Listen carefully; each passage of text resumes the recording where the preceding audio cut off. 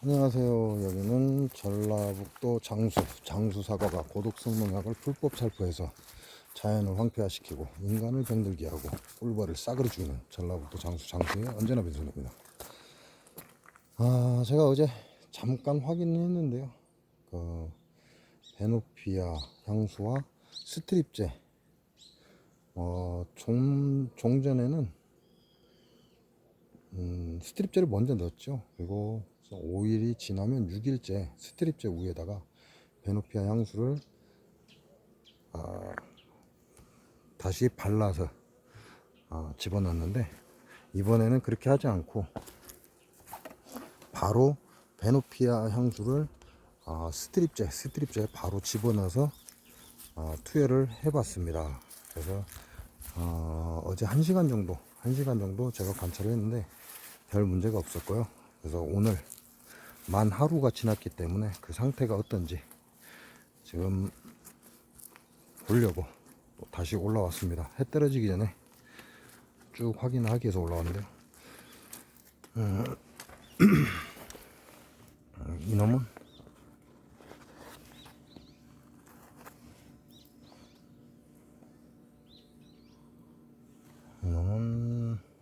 뭐 다른 피해는 아닌 것 같습니다. 특별한 문제가 세 번째 줄입니다. 세 번째 줄인데 특별한 문제가 있는 곳은 없습니다.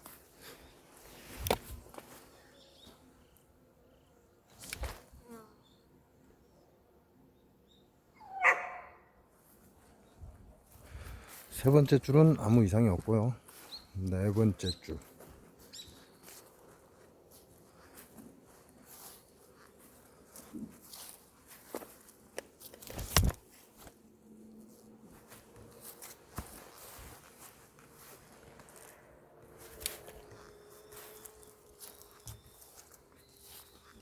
네 번째 줄도 뭔가 약 피해나 이런 건 보이지 않습니다.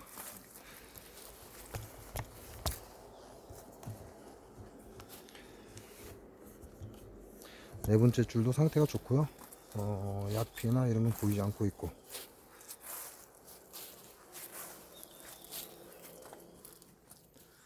지금이 찬바람이 불어서 약 피해가 없을 수도 있습니다. 그러니까 그거는 여러분이 참고를 하셔야 되고요. 이게 너무 뜨겁거나 그럴 경우에 약 피해가 심하게 발생을 하는 거기 때문에 지금은 찬바람이 불고 있는 찬 기운이 들어온 상태이기 때문에 그거는 감안을 하셔야 될 것 같습니다.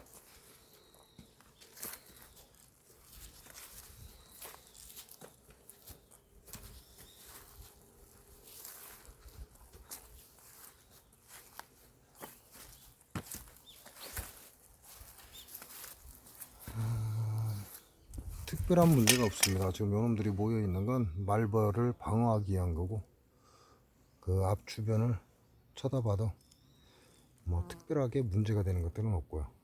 그래서 베노피아 향수와 그 다음에 스트립제를 함께 넣어도 특별하게 문제가 발생하지는 않았다라는 거. 네, 지금 날씨가 차갑기 때문에 그 점은 여러분이 감안을 하시고, 만약에 같이 사용을 하실 거라면 테스트를 하고 넣으시기 바랍니다.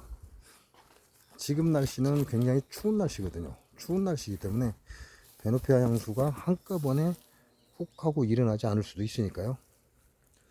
어제 말벌은 죽었을 건데 지금 말벌이 4마리, 4마리 들어와 있네요.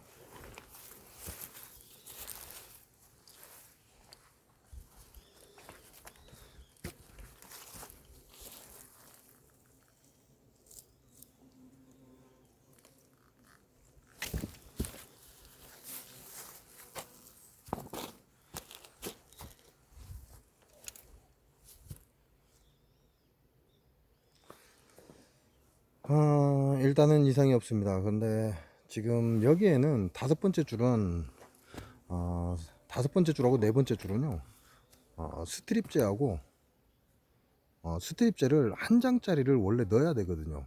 여기에 벌들은 벌 상태가 소비가 넉 장이 넘어섰기 때문에 스트립제를 한 장을 넣어야 됩니다. 근데 저는 계속해서 반 장을 넣어 왔고요.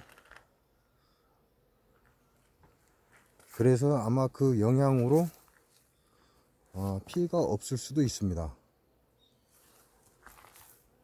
네, 그거는 참고하시기 바랍니다. 그리고 세 번째 줄은 제 봉장에 버리죠. 본 제 봉장에 버립니다. 그러니까 세 번째 줄은 벌이 약하죠. 그래서 세 번째 줄은 반장씩, 스트립제 반장씩 넣었고요. 그 반장에 베누피아 향수도 또 같이 투여를 했는데 현재 보기에는 별 문제가 없습니다. 하루 정도만 지나면, 이상이 있다면 하루 정도만 지나면 바로 태가 나버리기 때문에, 하루가 아니라 1시간 정도만 지나도 태가 나버리죠. 네, 여기는 지금 벌이 2장벌 아니면 석장벌입니다. 그렇기 때문에 만약에 약 피해가 있다면 이 세 번째 줄에서 발생할 확률이 많은데요. 세 번째 줄은 벌이 굉장히 약하거든요. 2장벌, 괜찮다 하면 석장벌. 네, 지금 세 번째 줄이 말짱합니다. 현재 기온을 감안을 하시고, 지금 현재 날이 춥습니다. 날이 추운 걸 감안을 하시고, 내년에 혹시 우리 벌쟁이님들도 베노피아 향수와 스트립제를 함께 사용하실 분들은 요걸 감안을 하시고, 날씨를 감안을 하시고 사용을 하시기 바랍니다. 특별한 문제는 없고요. 그 다음에 뭐 따로 드릴 말씀은 없는 것 같아요. 뭐 통을 열어 봐야 되겠지만, 뭐 굳이 통을 열어보지 않아도 외부에 죽어 나오는 벌이 약 피해가 있는지 그것만 확인하면 되니까요.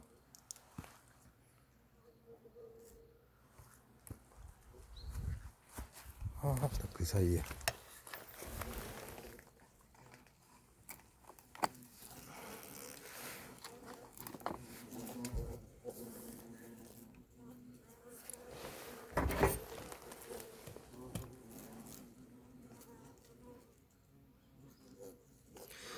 오늘 정보는 여기까지입니다.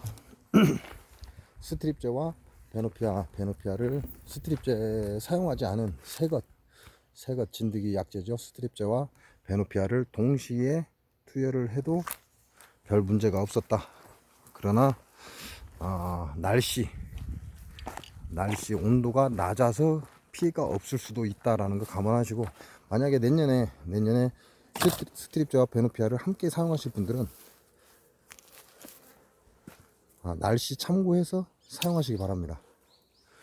오늘 정보는 여기까지입니다. 뭐 더 이상의 다른 건 없습니다. 만약에 약피해를 당했다면 이 세 번째 줄이 장수 농약사가 개박살을 낸대죠. 그러니까 굉장히 약합니다. 2장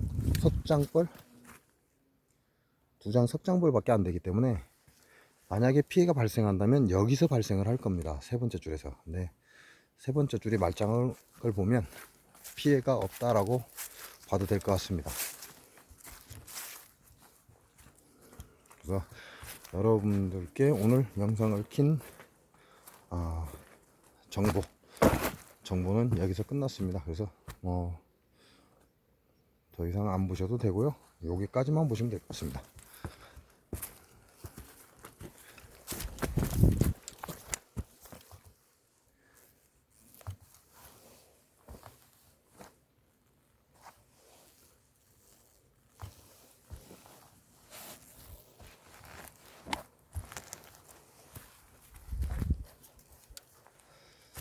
좀 짧네요. 굉장히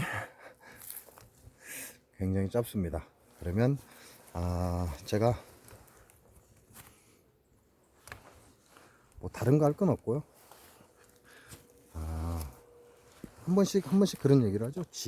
지식과 지혜라는 얘기를 한 번씩 합니다. 그래서 오늘은 그 지식이 어떤 거며 그 지혜가 어떤 건지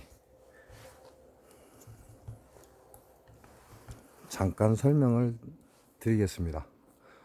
노승이라고 그러죠. 노승. 이제 선사 또는 노승 이렇게 얘기를 하는데, 옛날에 한 마을 뒷산에 암자가 하나 있었다고 합니다. 근데 그 암자에 나이가 지긋한 노승이 기거를 하고 있었다고 하는데요. 그 마을에서 그 노승과 얘기를 해서 노승이 한 번도 진 적이 없다라는 소문이 있었다고 합니다. 그러니까 한 아이가 꾀를 낸 거죠. 꾀를 내서 그 노승을 찾아갑니다. 네, 그 노승을 찾아가면서 어떠한 문제를 가지고 가느냐. 왜냐면 그 노승이 한 번도 막힘이 없었기 때문에 이 꼬마에게는 대단한 거죠. 대단한 게 됐고, 그 노승을 이길 수 있는 방법을 꼬마가 찾았습니다. 그래서 꼬마는 아주 의기양양하게 그 노승을 찾아갔습니다. 그리고 노승을 보자마자 이와 같이 질문을 합니다. 스님, 제가 지금 제 손에 참새를 들고 있습니다. 이 참새가 죽을까요? 아니면 살까요? 라고 질문을 던집니다. 그래서 이 꼬마는, 노승이 그 참새는 살 것이다 그러면 자기가 손으로 눌러서 죽일 것이고, 그 참새가 죽을 것이다 라고 하면 그 참새를 살려주겠다 라고 단단히 마음을 먹고 그 노승을 찾아간 겁니다. 그러니까 노승은 도망갈 길이 없는 거죠. 그 꼬마가 생각하기에 더 이상 노승은 도망갈 곳이 없습니다. 그래서 그 노승 앞에 손에 쥐고 있는 참새를 보여주면서 이렇게 얘기를 합니다. 스님, 이 참새가 지금 죽을까요? 살까요? 라고 질문을 합니다. 그러니까 스님이 그 꼬마에게 왜 참새의 죽고 삶, 죽느냐 사느냐의 문제를 나에게 묻느냐라고 되짚어서 질문을 합니다. 그러니까 그 꼬마가, 스님은 굉장히 지혜로운 분이시지 않습니까? 답을 주십시오 라고 얘기를 하는 거죠. 그래서 그 노승이 그 꼬마에게 이렇게 답을 줍니다. 그 참새의 삶과 죽음은 노승인 나에게 달린 게 아니라 너의 손에 달렸다라고 얘기를 합니다. 그러니까 그 꼬마가 정말 대단하십니다 라고 얘기를 하고 물러섰다는 얘기인데요. 지혜라는 건 그렇습니다. 지혜라는 건 내가 지식을 전달해서 그 상대가 지혜를 바라게끔 해주는 게 지혜입니다. 즉 제가 여러분에게 어떠한 지식을 전달한다고 해서 그게 지혜가 될 수는 없습니다.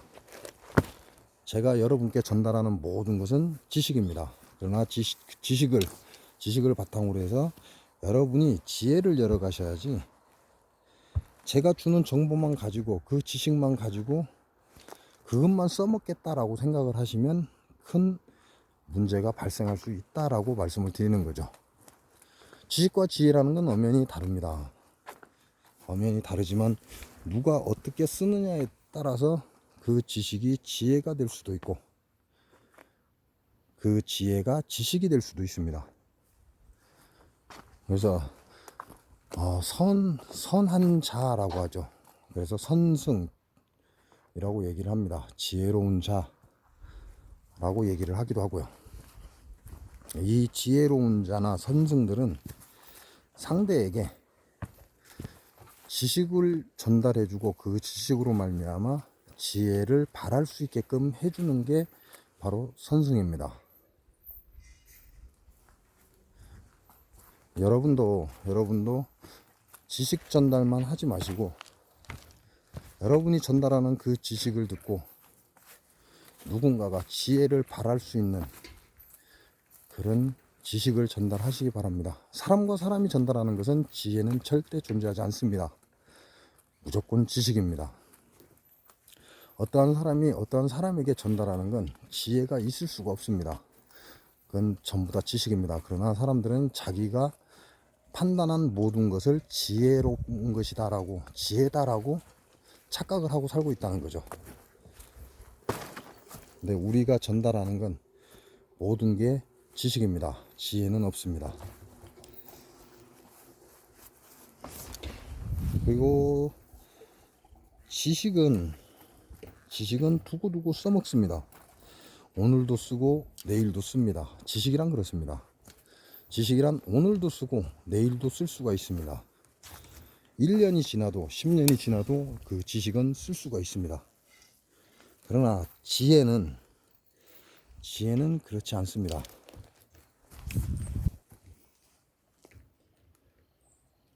지혜는 그 순간에 딱 한 번만 쓸 수가 있습니다. 지식은 수십 번, 수백 번, 수천 번을 쓸 수가 있으나 지혜는 단 한 번밖에 사용하지 못합니다. 우리가 흔히 신호등이요? 신호등. 그렇죠? 신호등 앞에 쓴 이유가 뭘까요? 신호등이 빨간색이니까 섰겠죠. 만약에 파란색이라면 섰겠습니까? 갔겠죠. 빨간색이니까 서야 된다라고 하는 그 자체가 지식입니다. 파란색이니까 건너도 된다라고 하는 그 자체가 바로 지식이라는 거죠.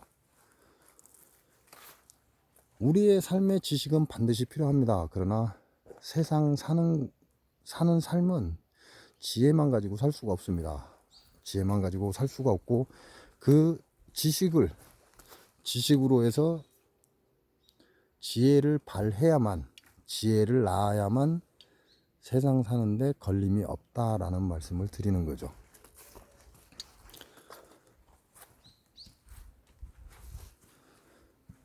그래서 제가 지식과 지혜를 묻는 사람들에게 하는 말이 있습니다.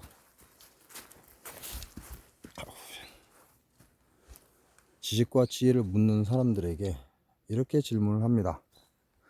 당신이 신호등 앞에 섰습니다. 왜 섰습니까? 라고 얘기를 합니다. 근데 대부분의 사람들이 머리에 지식이 가득해서 한번 건너서 생각을 한다는 거죠. 바로 다 대답이 나와야 하는데 그러지 않습니다. 전부 다 한번 건너서 생각을 합니다. 그래서 바로 대답이 나오지 않습니다. 신호등 앞에 서는 이유는 간단합니다. 단 하나입니다. 빨간 불이기 때문에 쓸 뿐입니다. 빨간 불이니까 쓰는 거죠. 그러면 파란 불이면 쓰지 않습니다. 이동을 한다는 얘기죠. 그게 바로 지식입니다. 그러면 지혜는 어떤 것이냐라고 대묻습니다. 대물을 때 저는 또 이렇게 질문을 합니다.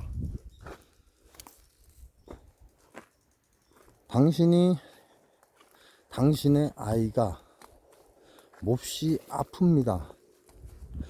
달려가는 와중에 신호등에 빨간불이 들어왔습니다. 어떻게 하시겠습니까? 라고 묻습니다. 그러면 쓴다는 사람도 있고 달린다는 사람도 있습니다. 그 이유가 뭐냐라고 물으면 빨간불이니까 서야 된다라고 하는 사람이 있고, 빨간불이지만 우리 아이가 생명이 위독하니까 가야 한다라는 사람이 있죠. 빨간불이니까 당연히 서야 한다는 건 지식입니다. 그러나 그 빨간불이지만 위급한 상황이 발생을 했고 곧 내 아이가 세상을 등질 수도 있기 때문에 좌우 살피고 차가 안 온다면 빨간불이라 할지라도 건너야 한다라는 거죠. 그게 바로 지혜다라고 설명을 합니다. 그러나 이미 제 입에서 뱉었죠. 그게 지혜입니다라고 뱉었죠. 그래서 항상 예를 들면이라고 제가 말씀을 드립니다. 그렇게 예를 들어줄 수 있습니다라고 얘기를 하는 거죠. 제 입에서 뱉는 순간 그거는 지혜가 아니고 지식입니다. 그걸 여러분들이 이해를 하시면 지식과 지혜의 차이를 아실 수가 있습니다.